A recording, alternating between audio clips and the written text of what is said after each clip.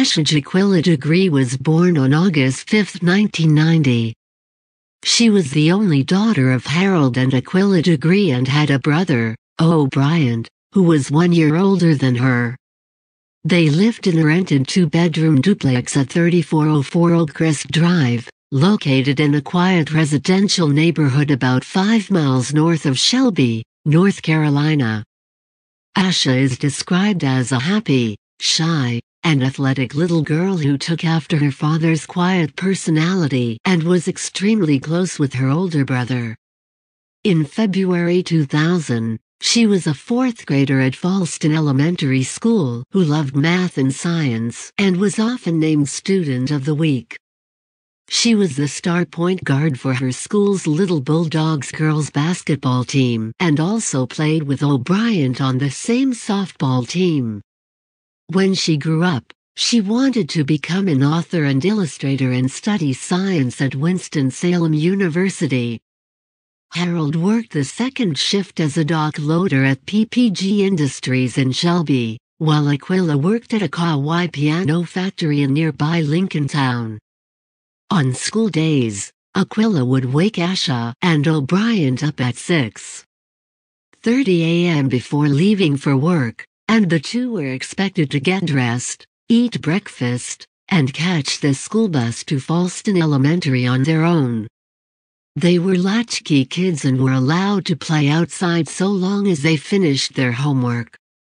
Bedtime was 9:00 p.m. on weekdays and 10:00 p.m. on weekends. Friday, February 11, 2000. There was no school on Friday. Asha and O'Brien spent the day at their Aunt Kish's house down the street before attending basketball practice later that afternoon. Saturday, February 12. Asha and O'Brien both played separate basketball games at Burns Middle School. It would be her team's first loss of the season, with Asha fouling out with only 3 minutes left in the match. Realizing they had lost, she began to copy her teammates as they cried and limped around the stadium, pretending to be injured. Aquila quickly put a stop to this, telling a sobbing Asha that she wasn't really hurt and that somebody had to lose the game. Asha was very upset at first, but cheered up while watching her brother play, and admitted to her mom that she wasn't really hurt before going off to play with the other kids. That night, Asha attended a slumber party at her 15-year-old cousin Katina's house, where they stayed up late watching Soul Train and Showtime at the Apollo. Sunday, February 13. Harold, Aquila, and O'Brien picked Asha up early in the morning to go to church. Afterwards, they went to cousin Shalonda Brown's home, where Asha's grandma gifted her a bottle of cologne and some Valentine's Day candies. Back at home, Asha, who hadn't gotten much sleep at the slumber party, dozed off at about 6:30 p.m. 2 hours later, she was awakened by a thunderstorm that just rolled into the area and went to the living room to watch TV with her parents and brother. Just before 9:00 p.m., a motorist crashed into a utility pole in Lawndale, knocking out power to swaths of northern Cleveland County. Aquila, who was preparing a shower for the kids when the lights went out, decided to leave it for the morning and sent both of them to bed. At 11:30 p.m., Harold stepped out for a last-minute trip to buy some Valentine's Day candy. Tomorrow would be his and Aquila's 12th wedding anniversary, and the two planned to spend the day alone at home. He returned shortly after and fell asleep on the couch. Monday, February 14. When the power returned at 12:30 a.m., Aquila awoke Harold and asked him to move their kerosene lamp before going back to bed. Now wide awake, Harold settled on the couch to watch TV for the next 2 hours. At 2:30 a.m., he checked on Asha and O'Brien, found them sleeping peacefully in their beds, and went to join Aquila in their bedroom. Sometime during the night, O'Brien stirred and heard Asha moving around in her bed. He thought she was tossing and turning in her sleep, then heard her get up and apparently go to the bathroom. Reports differ on whether he ever heard her return. 1. That night, unbeknownst to her family, Asha would grab her backpack, slip out of the house, and start walking south on Highway 18. They would never see her again. Aquila woke up at 5:45 a.m. to start the shower, and later walked into the kids' room to find O'Brien asleep and Asha's bed unmade and empty. Thinking she just got up early, Aquila went downstairs to the kitchen expecting to see her there, but couldn't find her. Now concerned, she began searching the house and realized that Asha's book bag and house key were gone. Harold suggested that she went to her grandma's house across the street, but when Aquila called, she said she hadn't seen her either. Aquila threw the phone to Harold and started running up and down the street, screaming Asha's name. Harold called the police at 6:39 a.m. By 6:45, Sheriff Dan Crawford and officers from the Cleveland County Sheriff's Office had converged on the Degree home and were scouring the neighborhood. Over the next few hours, dozens of volunteers, search and rescue personnel, bloodhounds, and investigators from the Sheriff's Office and State Bureau of Investigation SBE poured in to comb the surrounding area. The SBE taped off the Degree home at 2:00 p.m. They found no signs of forced entry at the scene and were unable to tell if she had left through the front or back door, both of which could be opened from the inside without a key. There was no evidence of foul play inside the home. Asha is believed to have been wearing a white shirt too, white jeans, and white Nike tennis shoes. She did not bring a coat or hat with her, but an inventory of her belongings found that she had taken the following items: a black Tweety Bird pocketbook, candies she received at her basketball game on Saturday night, her house key, clothing, a red vest with black trim, blue jeans with a red stripe on each side, a white nylon long-sleeved shirt, a black and white long-sleeved shirt, and black overalls with Tweety Bird on it. Possible the white nightgown she wore to bed that night. 3. Possible her basketball uniform. 3. That afternoon, Jafar, a 25-year-old trucker for Sun Drop Bottling Company, was eating lunch when he saw Asha's face on the TV.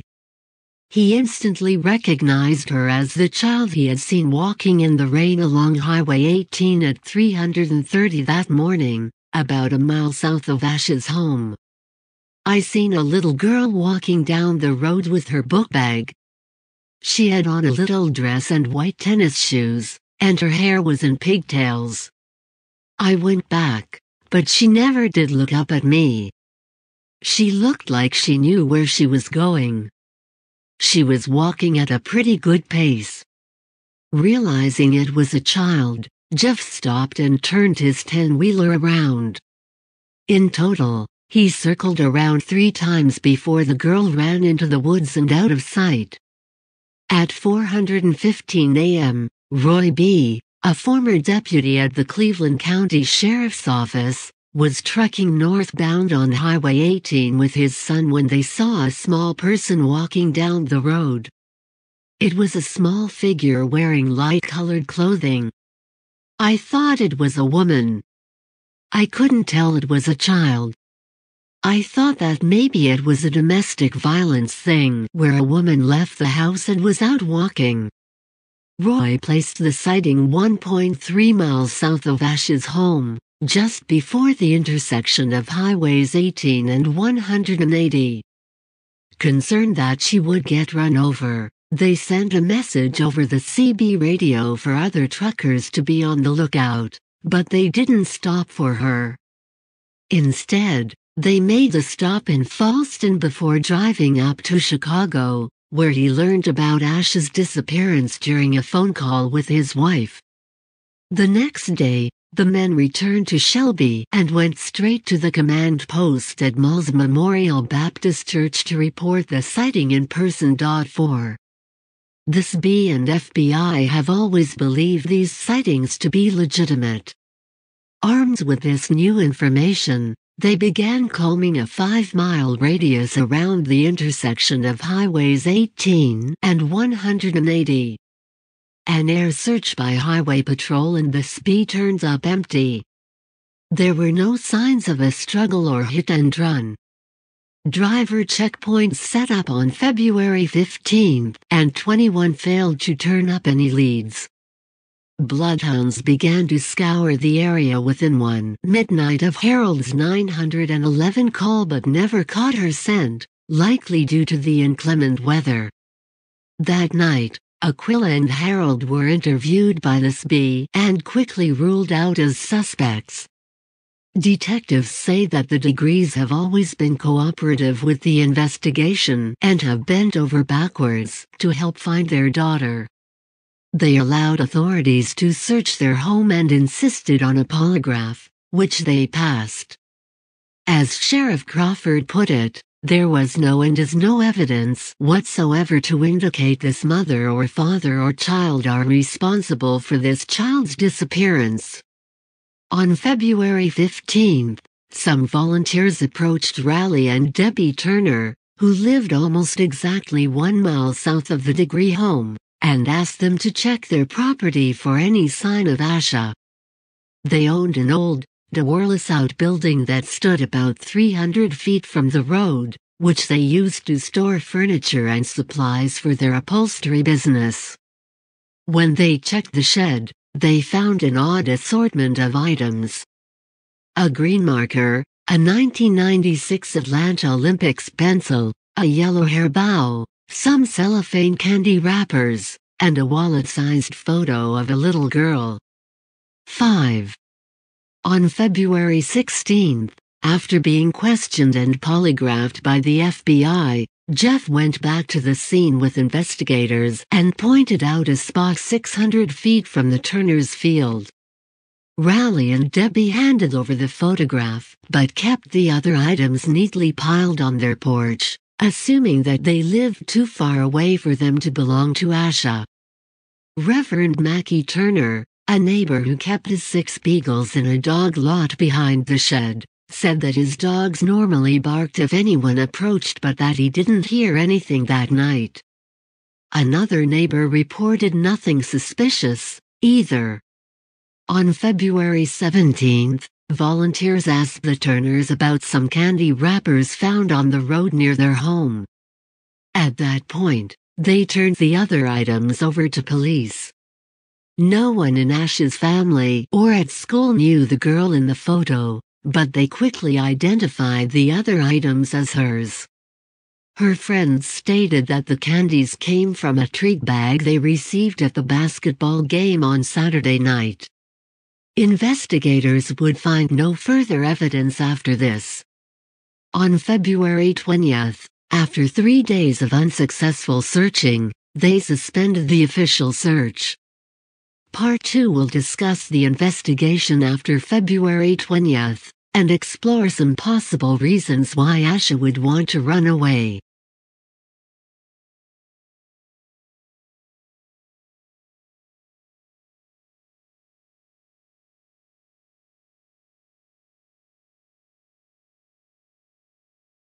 That is all for now.